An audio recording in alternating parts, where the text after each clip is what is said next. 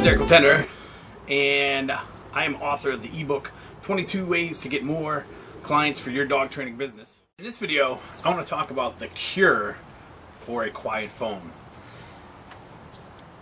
My dog training business, when I first started, the phones were dead. Nobody called me. I thought as soon as I hung up my sign out front and ran a couple of ads and kind of spread out a few cards, I thought the phone would be ringing off the hook. Nope. The phone was so quiet that I used to ask my mom to call to see if the ringer was working. That's how bad it was. And I used to sit there and go, yeesh, I do not like this. Later on in business, I loved it. I actually had to get 4 lines for my business, and I loved it when all 4 lines were ringing. You know, line 1, line 2, line 3. I loved that because I knew that people were calling to get their dog in for training. So in this video, I want to talk about the cure for that. And the big thing you have to understand is that if you have an existing client base, if you have, I don't care if it's just 20 customers, you need to stay in touch with those customers, because most people in business never do any follow-up with their existing clients.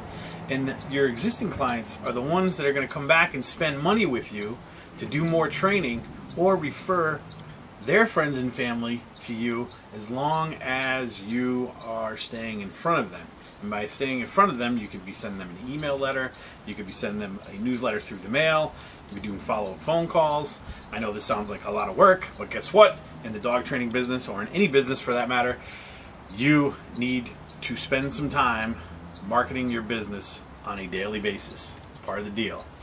And if you're not, then you're always going to be looking for new customers.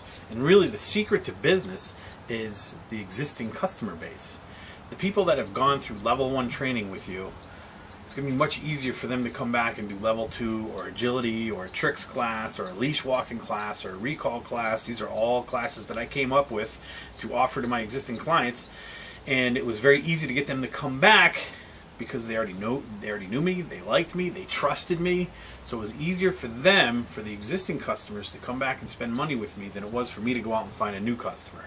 New customer acquisition in a business is timely, costs a lot of money, there's no trust factor, so it really is difficult to get that first time client. But once somebody comes through the door, once they've paid you money, and as long as you've done a good job and they like you and they trust you, it's very easy to get them to come back again and again and again. It's also very easy for them to start referring people, especially if you ask them to every once in a while in your email newsletter or your offline newsletter. It's very easy for them to remember. As soon as they hear somebody's getting a dog, oh, you got to go see this guy. You got to go see this girl. They're the best. All right? So that's the cure for a quiet phone. Start staying in touch with your existing customers. And again, I don't care if you have 10 customers. Stay in touch with them. And by staying in touch, they'll start to refer, they'll start to come back, and your phone will keep ringing. Thanks for watching this video, and good luck with your dog training business.